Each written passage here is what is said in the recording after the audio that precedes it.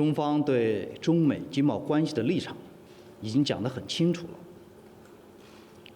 听到这位副总统说出这样无知又缺乏礼貌的话，令人诧异，也感到悲哀。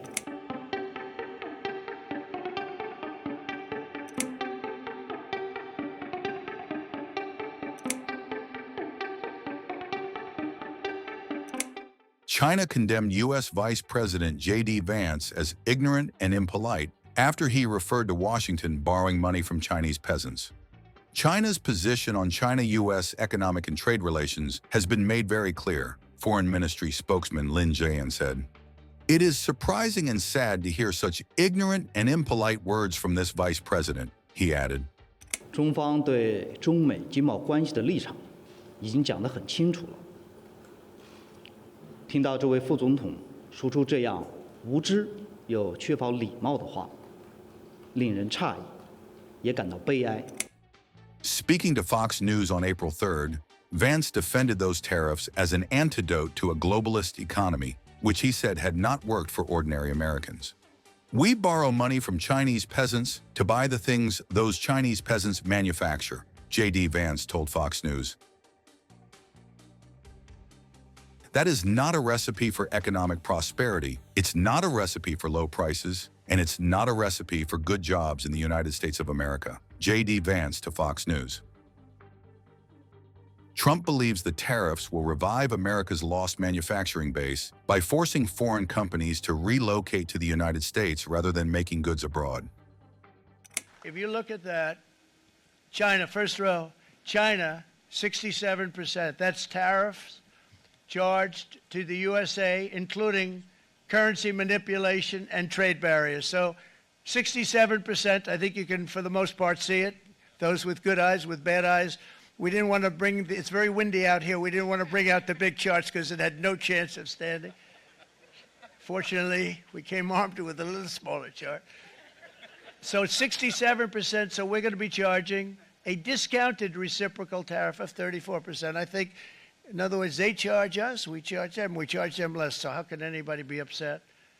They will be, because we never charge anybody anything, but now we're going to charge. European Union, they're very tough, very, very tough traders. You know, you think of European Union, very friendly. They rip us off. It's so sad to see. It's so pathetic. 39%, we're going to charge them 20%, so we're charging them essentially half. Vietnam, great negotiators, great people. They like me, I like them. The problem is they charge us 90%. We're going to charge them 46% tariff. Taiwan, where they took all of our computer chips and semiconductors. We used to be the king, right? We were everything. We had all of it. Now we have almost none of it, except the biggest company is coming in. We're going to end up with almost 40%. Lee Zeldin's working to get their approvals. And it's an amazing company. Mr. Wei, of one of the great companies of the world, actually. They're coming in from Taiwan, and they're going to build one of the biggest plants in the world, maybe the biggest for that. But 64%, we're going to charge them 32%. Japan, very, very tough, great people. And again, I don't blame the people for doing it. I think they're very smart in doing it. I blame the people that sat right in that Oval Office, right over there, right behind the Resolute desk or whichever desk they chose. Japan, 46%. They would charge us 46%, and much higher for certain items like cars, you know, little items like cars. 46%, we're charging them 24%. India, very, very tough, very, very tough. The Prime Minister just left, and he's a great friend of mine, but I said, you're a friend of mine, but you're not treating us right. They charge us 52%. You have to understand, we charge them almost nothing for years and years and decades, and it was only 7 years ago when I came in, we started with China and charged them. We took in hundreds of billions of dollars from China in tariffs, and they understood, honestly.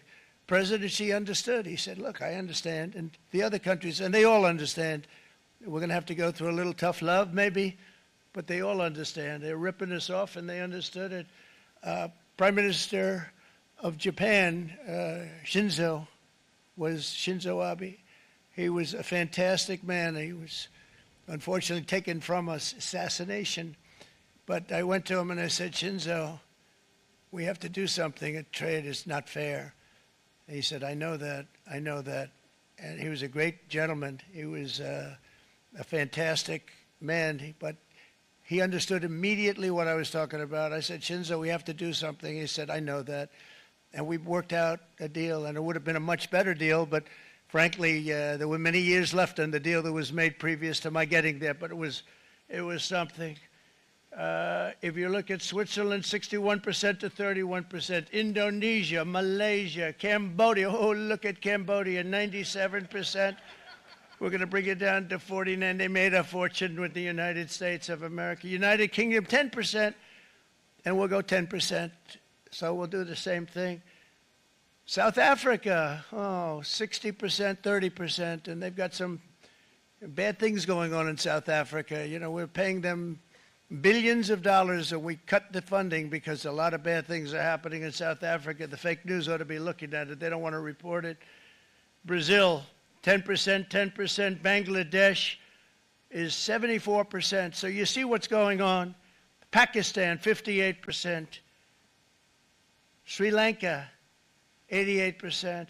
So what we're doing is we're taking not the full, we could take the full 88%. Thanks a lot. Here are just a short list of some of the companies that have already announced and committed to investment. And this is a company that built its factories and its plants in China.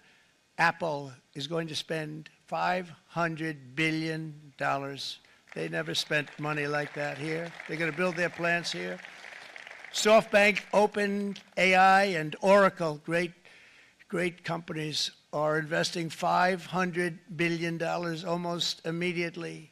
NVIDIA, a hot company, is investing hundreds of billions of dollars. They just announced. TSMC, the biggest, most important company in the world of chips from Taiwan, with no investment from us, is investing $200 billion. And they said the reason was, number one, the election of November 5th, and number two, the tariffs. They don't want to pay the tariffs, and the way they're not paying it is to build their plant here. So we're going to go from almost no percentage. We used to have 100% of the chip market. Now it's all in Taiwan. Almost all of it's in Taiwan, a couple of other countries, but mostly in Taiwan. And think of it, we had 100%. We lost it because of people in that office that didn't do their job. They allowed it to be stolen from us. Johnson & Johnson, great company, $55 billion. Eli Lilly, $27 billion. Meta is investing $500 billion. Wow. DeMac is investing $20 billion. CMA, CGM, $20 billion. And then you have Merck and Clarios, Stellantis, General Motors, GE Aerospace, Honda, Nissan, Hyundai are all putting in billions and billions of dollars, and they're committed 100%. So. And we've never had, and this is after 2.5 months. This is after just a short, this all took place as soon as we came out with what everybody wanted to do. You know, I watched a gentleman today on television, he used to work with Lee Iacocca, a very respected automobile person, and he said, you know, because they're asking people, and they try and get as many negative people as they can, but they can't find them too much. It's pretty hard to find in terms of what we're doing, especially when they see all this investment. They said, so tell me, what do you think of what Trump is doing from the automobile standpoint? He said, I can't believe it. Somebody is finally, he's an older guy, real pro, really top guy, with Lee Iacocca. He said, I never thought I'd see the day when this would happen, where somebody had the courage to go and do what has to be done. This is transforming our nation. Our entire nation is going to be transformed, not only with the cars, but on every single other item that's built. We're going to become an industrial powerhouse. And he said that so beautifully today. In fact, I'm going to find out, I'm going to get a tape, and Bruce, I'm going to get that tape, and I'm going to send it to you out in Long Island, and you're going to play it for the people. And all your union workers and your non-union workers out there, you got a pretty even split. But we have, so far, it looks like we're going to have about $6 trillion of investments, and you wouldn't do that in years in this country over the last number of years. $6 trillion, and that's going to be much higher by the end of the year. And think of what $6 trillion is. You wouldn't have even a small percentage of that under this other system. We're going to be an entirely different country, and it's going to be fantastic for the workers. It's going to be fantastic for everyone.